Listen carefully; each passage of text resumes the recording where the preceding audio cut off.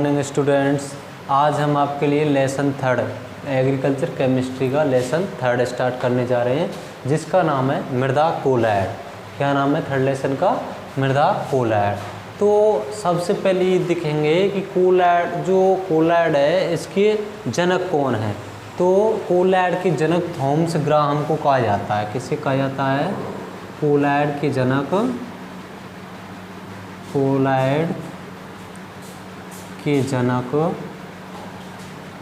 Thomas Graham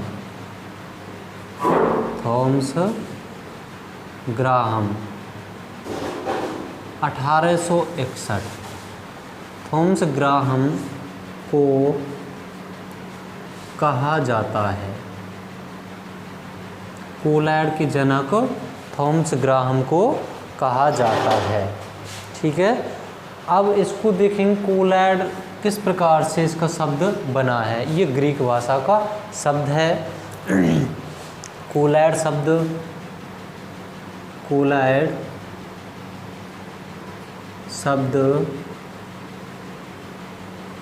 Greek भाषा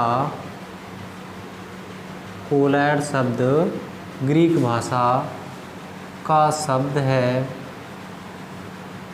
है जो कि ग्रीक भाषा का शब्द है जो कि कोला प्लस ऑर्स से लिया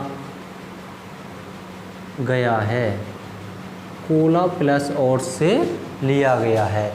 कोला का अर्थ क्या होता है? गोंद। देखिए, कोला प्लस और से लिया गया है। कोला का अर्थ होता है गोंद। कोला का अर्थ होता है गोंद। और ऑर्स का अर्थ होता है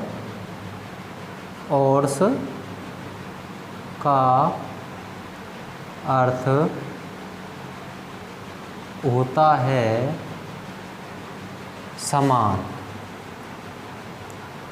ऑर्स का अर्थ होता है समान। तो इसका पूरा अर्थ क्या हुआ? गोंद के समान चिपचिपा।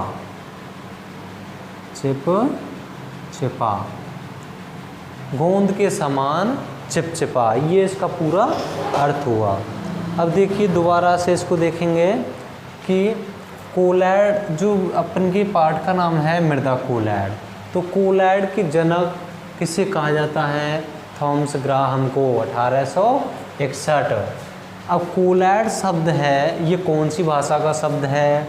ग्रीक भाषा का शब्द है, जो कि किस से मिलकर के ये बना है? जो कि कोला प्लस ऑर्स, कौन से शब्द हैं? कोला प्लस ऑर्स से लिया गया है। इससे लिया गया किसको? कोलैड को। कोला का अर्थ होता है गोंद। जो अपन का कोला है, इसका संधि विच्छेद किया कोलैड का, कोला प्लस ऑर्स होता है। कोला का अर्थ होता है गोंद।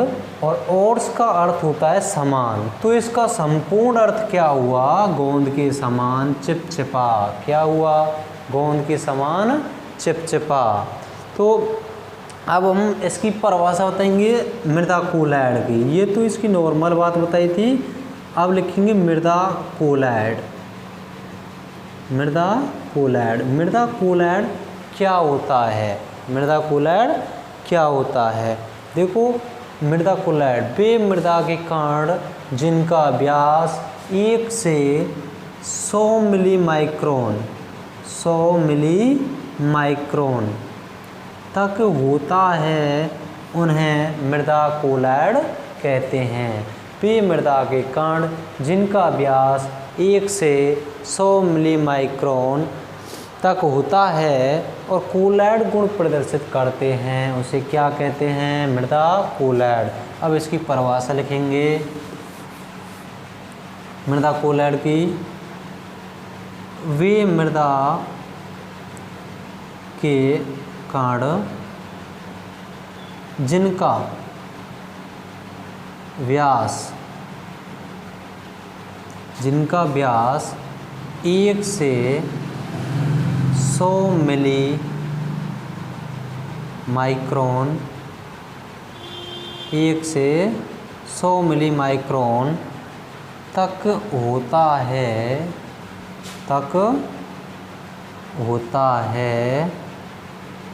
जो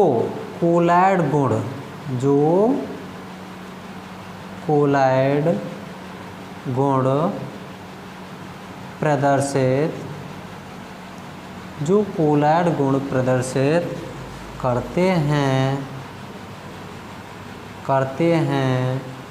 उन्हें मृदा कोलैड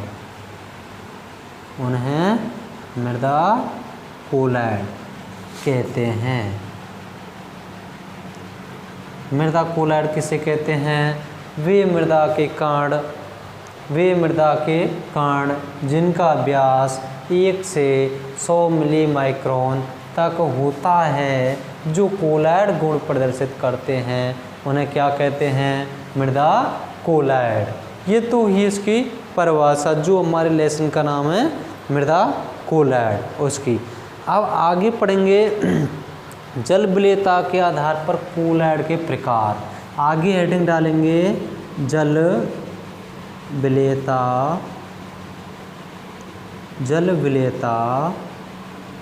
के आधार पर कोलैड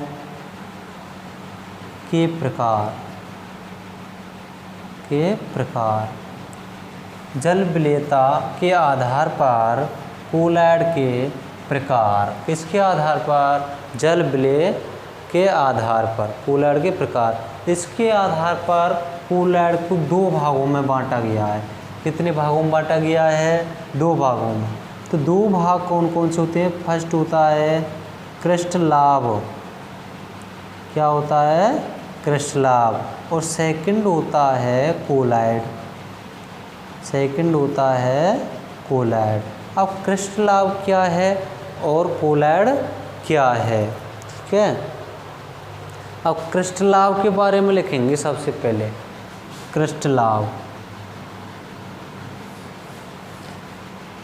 क्रिस्टलाभ के बारे में लिखेंगे। तो क्रिस्टलाभ क्या होता है? वे पदार्थ जो जंतु झिल्ली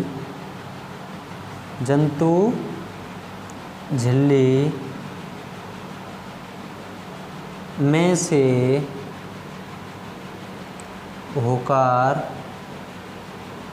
होकर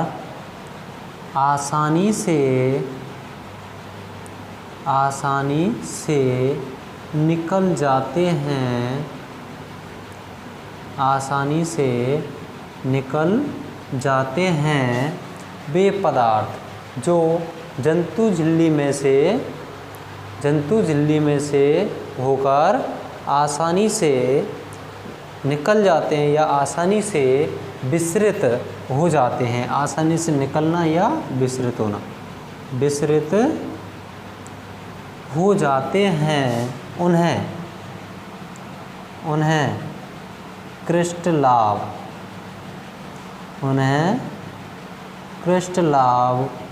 कहते हैं। तो जल विलेयता के आधार पर कोलैड को कितने प्रकार होते हैं? 2 प्रकार। सबसे फर्स्ट होता है क्रिस्टलाभ।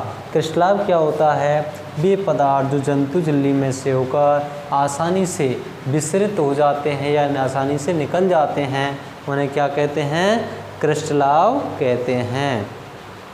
अब अगला आता है कोलैड। ये उतार लिया होगा, इसको मिटा देते हैं। दूसरा लिखेंगे कोलैड। ऊपर पढ़ा था हमने मृदा कोलैड, अब क्या पढ़ रहे हैं?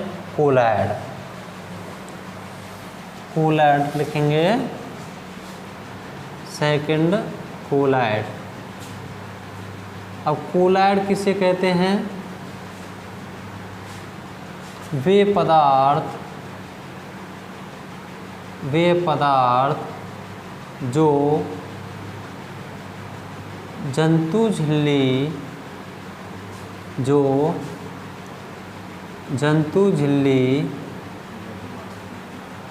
में से वे पदार्थ जो जंतु झिल्ली में से आसानी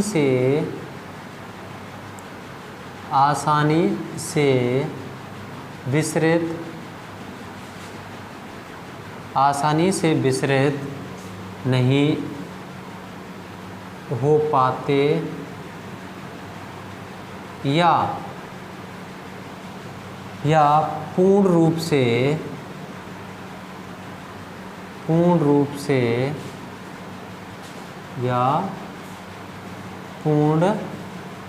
से देखिए कोलैड में वे पदार्थ जो जंतु झिल्ली में से आसानी से विसरित, आसानी या अति मंद गति से, इसको यहाँ ये कर लो, जंतु झिल्ली में से अति मंद गति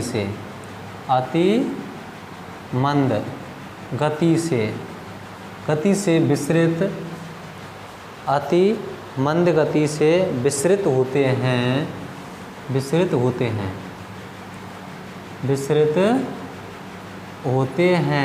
या पूर्ण रूप से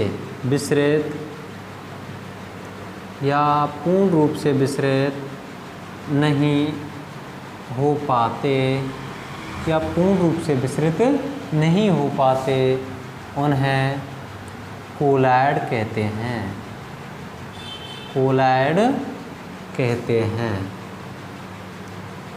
किसे कहते हैं? कोलैड। देखिए आप दोबारा से समझेंगे कि सबसे पहले हमने आपके लिए मृदा कोलैड के जो जनक थे वो कौन थे? थॉमस ग्राहम 1861 में। अब उसके बाद में हमने कोलैड किस भाषा का शब्द है? ग्रीक भाषा का शब्द है। इसकी उत्पत्ति किस वर्ड से मिलकर हुई है? कोला प्लस ऑर्स से मिलकर हुई है। कोला प्लस ऑर्स से। कोला का अर्थ होता है गोंद और ऑर्स का अर्थ होता है समान। तो इसका पूर्ण अर्थ हुआ गोंद के समान चिपचिपा। क्या अर्थ हुआ? गोंद के समान चिपचिपा। तो कोलैड का अर्थ, इसका मतलब गोंद के समान चिपचिपा होता है कोलैड। अब इसके बाद में हमने आपके लिए इसकी परिभाषा लिखाई, मृदा कोलैड, जो अपन के पाठ का नाम है। तो मृदा कोलैड किसे कहते हैं? तो मृदा कोलैड किसे कहते हैं? वे मृदा के कण जिनका व्यास 1 से 100 मिली माइक्रोन तक होता है और जो कोलैड गुण प्रदर्शित करते हैं उन्हें क्या कहते हैं? मृदा कोलैड। इसका मतलब हमने मृदा के क्या देखे हैं? व्यास देखे, कणों का व्यास देखा है। इसका मतलब हम क्या देखते हैं? मृदा कोलैड के अंदर मृदा के कणों का व्यास देखते हैं। तो उनके कणों का व्यास कितना होता है? 1 से 100 मिली माइक्रोन तक होता है। तो और जो कोलैड गुण प्रदर्शित करते हैं उसे ही हम क्या कहते हैं? मृदा कोलैड। अब इसको जो मृदा कोलैड है, इसको जल विलेयता के आधार पर दो भागों में बांटा गया, या कोलैड के प्रकार। जल विलेयता के आधार पर कोलैड के प्रकार। अब जल विलेयता के आधार पर कोलैड को 2 भागों में बांटा गया है। कौन कौन से हैं? फर्स्ट है क्रिस्टलाव। अब क्रिस्टलाव में क्या होता है? ये क्या होता है फिर क्रिस्टलाव में देखते हैं वे पदार्थ जो जंतु झिल्ली में से होकर, क्रिस्टलाव क्या होता है? वे पदार्थ जो जंतु झिल्ली में से होकर आसानी से विसरित हो जाते हैं, उन्हें क्या कहते हैं? क्रिस्टलाव कहते हैं। वे पदार्थ जो जंतु झिल्ली में से होकर आसानी से विसरित हो जाते हैं उसे क्या कहते हैं? क्रिस्टलाव। दूसरी बात, ये तो हमने पढ़ लिया मृदा कोलैड, लेकिन कोलैड अलग होता है, ध्यान रखना। मृदा कोलैड अलग होता है और कोलैड अलग होता है। अब देखते हैं कोलैड क्या है? वे पदार्थ जो जंतु झिल्ली में से अति मंद गति से, कैसे? अति मंद गति से विसरित होते हैं या पूर्ण रूप से विसरित नहीं हो पाते, उन्हें क्या कहते हैं, उन्हें कोलैड कहते हैं। ये पूर्ण रूप से विसरित नहीं हो पाते हैं। अब लिखेंगे इसके बाद कोलैड के गुण, मृदा कोलैड के गुण लिखेंगे सबसे पहले, क्योंकि हमारे लेसन में क्या था, मृदा कोलैड था। तो सबसे पहले लिखेंगे मृदा कोलैड के गुण, मृदा कोलैड के गुण, मृदा कोलैड हेडिंग डालेंगे के गुण।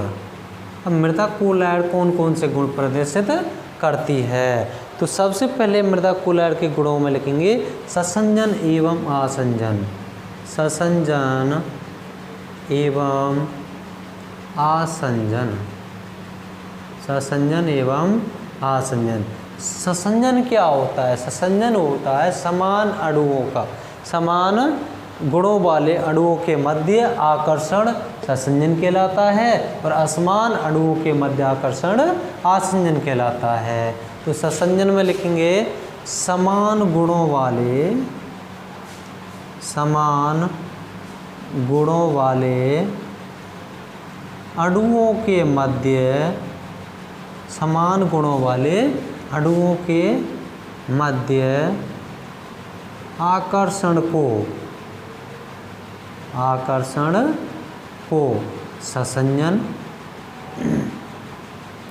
ससंजन एवं असमान, असमान गुणों वाले, असमान गुणों वाले अणुओं के मध्य, अणुओं के मध्य आकर्षण, असमान गुणों वाले अणुओं के मध्य आकर्षण को आसंजन, आसंजन कहते हैं।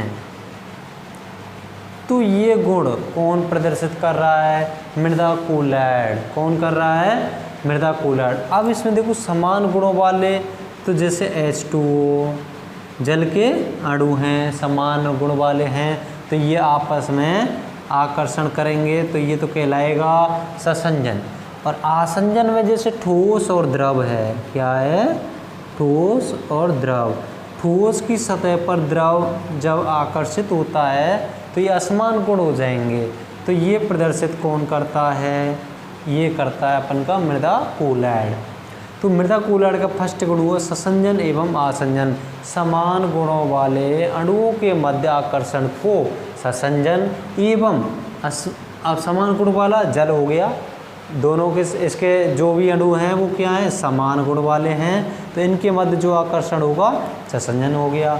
असमान गुणों वाले अणुओं के मध्य आकर्षण को आसंजन। असमान ठोस और द्रव, ठोस की सतह पर द्रव अवशोषित होता है, उसे कहते हैं आसंजन। तो ये गुण कौन प्रदर्शित करेगी, मृदा कोलैड। ठीक है।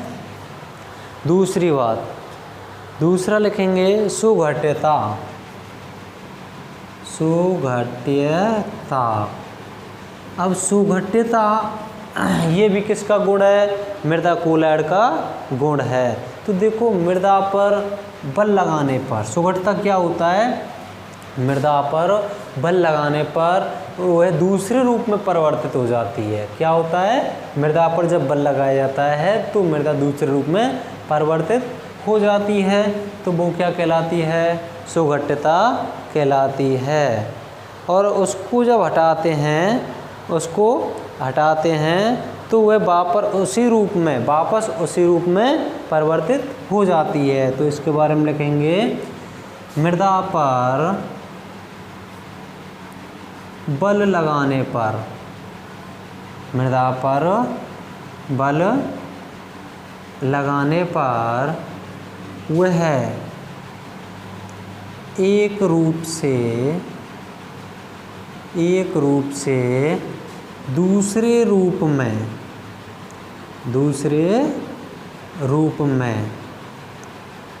परिवर्तित हो जाती है, परिवर्तित हो जाती है तथा बल को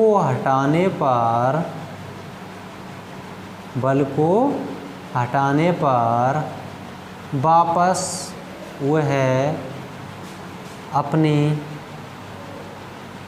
अवस्था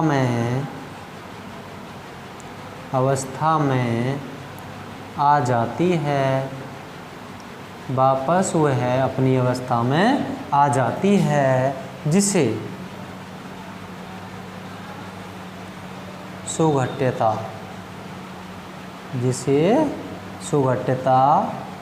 कहते हैं। तो देखो सुघट्यता क्या होता है, मृदा पर बल लगाने पर वह एक रूप से दूसरे रूप में परिवर्तित हो जाती है तथा बल को वापस हटाने पर वह वापस अपनी उसी अवस्था में आ जाती है। उसे क्या कहते हैं, सुघट्यता। ये कौन प्रदर्शित करता है, मृदा कोलैड। तो जैसे इसका उदाहरण देखेंगे, जैसे कुम्हार जब बर्तन बनाता है कुम्हार जब बर्तन बनाता है ना, तो मिट्टी में बल लगाता है। मिट्टी होती है उसे कूटेगा, कूट करके भिगोएगा, भिगो करके उसमें बल लगाएगा। तो बल लगाएगा तो वह फिर क्या होगा, दूसरे रूप में परिवर्तित हो जाएगी। मटका बनाएगा और कुछ बनाएगा तो उसका रूप परिवर्तित हो गया। यदि उसको वापस से हम फोड़ें या उस बल को वापस से हटाएं तो वह वापस से मृदा के रूप में परिवर्तित हो जाती है। तो ये हुआ सुघट्यता। ये गुण कौन प्रदर्शित करता है, मृदा कोलैड। कौन प्रदर्शित करता है इसको, मृदा कोलैड। अब तीसरी बात है ऊंडी पिंडन एवं विऊंडी पिंडन। ऊंडी पिंडन एवं विऊंडी पिंडन। ऊंडी पिंडन एवं विऊंडी पिंडन। अब ये क्या होता है ऊंडी पिंडन। देखो मृदा के कण निलंबन की अवस्था में रहते हैं। मृदा के कण निलंबन की अवस्था में रहते हैं। निलंबन की अवस्था में रहते हैं जब इनमें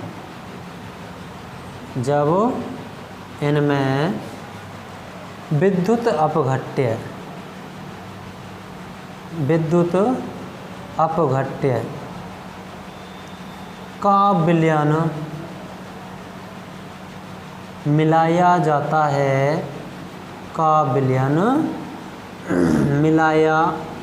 जाता है तो ये एक समुच्चय बनाते हैं। ये एक समुच्चय बनाते हैं जिसे ऊंडी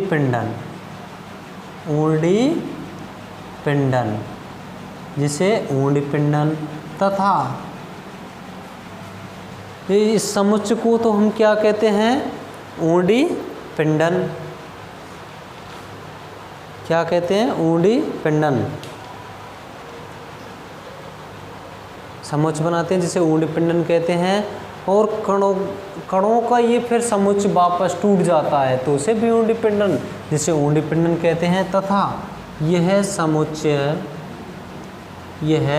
समुच्चय वापस टूट जाता है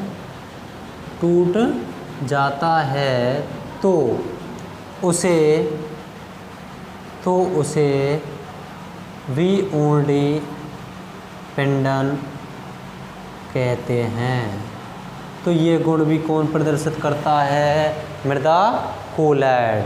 तो देखिए ऊंडी पिंडन क्या होता है, मृदा के कण निलंबन की अवस्था में रहते हैं। कैसी में, निलंबन की में। इसका मतलब वायुमंडल में लटके हुए रहते हैं। जब इनमें हम विद्युत अपघट्य का विलयन मिलाते हैं या विद्युत अपघट्य मिलाते हैं तो यह एक समुच्चय कहते हैं इकट्ठा होना। समुच्चय बनाते हैं जिसे क्या कहेंगे हम, समुच्चय को, पूरे समुच्चय को कहेंगे ऊंडी पिंडन। तथा ये समुच्चय वापस से फिर अलग अलग, इसका मतलब जो कण थे इकट्ठे हुए, इकट्ठे होने को वुंड पिंडन कहा। अब जो इकट्ठे कण हुए वो वापस से टूट गए, अलग अलग हो गए, तो उसे हमने क्या कहा, विउंड पिंडन। ये गुण भी कौन प्रदर्शित करता है, मृदा कोलैड। अब इसके बाद में अगला गुण है फैलाव एवं संकुचन। अगला गुण लिखेंगे चौथा, फैलाव एवं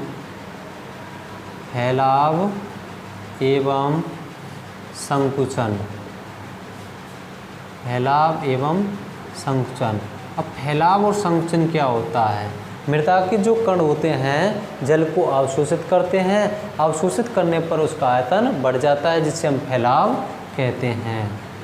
मृदा के कण जल को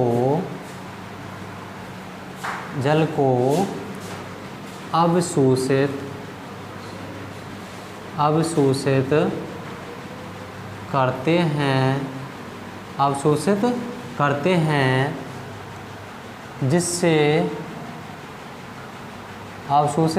करते हैं, जिससे उसका आयतन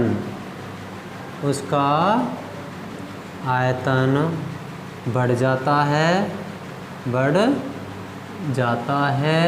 जिसे फैलाव कहते हैं, जिसे फैलाव।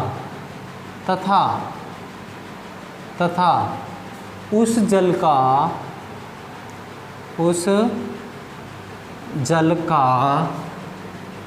वापस निकल जाने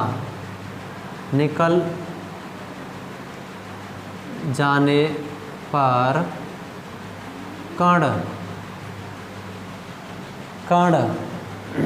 वापस निकल जाने पर कण पिचक जाते हैं,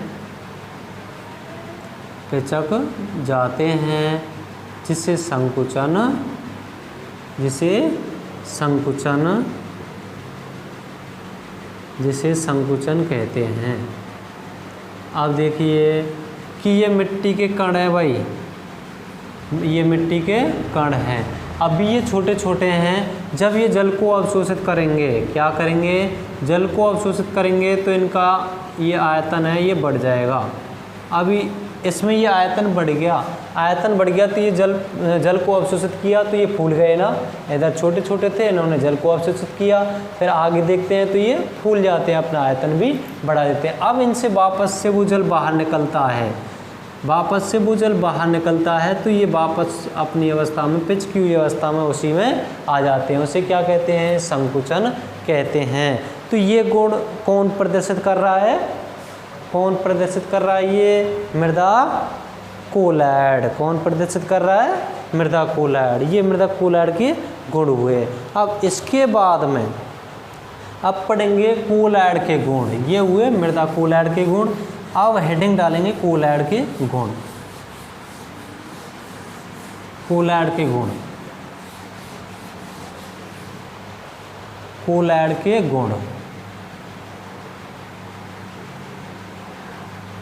कोलैड के गुण। अब मृदा कोलैड के जैसे गुण होते हैं, इसी प्रकार से किसके गुण होते हैं, किसके होते हैं, कोलैड के गुण। अब कोलैड क्या क्या गुण प्रदर्शित करता है ये पढ़ेंगे अपन, है ना। तो सबसे पहले कोलैड करता है विषमांगता।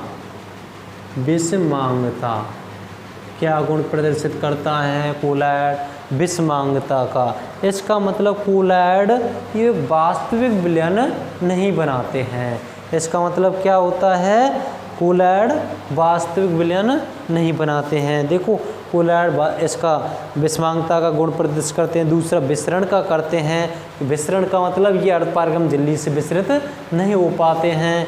तीसरी बात ये ब्राउनियन गति प्रदर्शित करते हैं। ब्राउनियन गति टेढ़ी मेढ़ी गति प्रदर्शित करते हैं। चौथी बात विद्युत आवेश, इन पर जो कौन सा आवेश होता है, ऋण आवेश होता है। टिंडल प्रभाव, यदि हम श्वेत प्रकाश को, टिंडल प्रभाव भी ये गुण प्रदर्शित करते हैं। यदि हम श्वेत प्रकाश को प्रिज्म में से होकर गुजारते हैं तो हमें तो हमें क्या होता है, मृदा के कण स्पष्ट दिखाई देते हैं, जिसे हम क्या कहते हैं, टिंडल प्रभाव। ये गुण भी कौन प्रदर्शित करता है, कोलार्ड प्रदर्शित करता है। अधिशोषण, इनकी सतह पर धनायन अधिशोषित या आकर्षित होते हैं। क्यों होते हैं, क्योंकि इन पर ऋण आवेश पाया जाता है। ये सारे गुण किसके होते हैं, कोलार्ड के गुण होते हैं। अब इसको हम आगे की वीडियो में आपके लिए बताएंगे, कोलार्ड के गुण। Okay, thank you.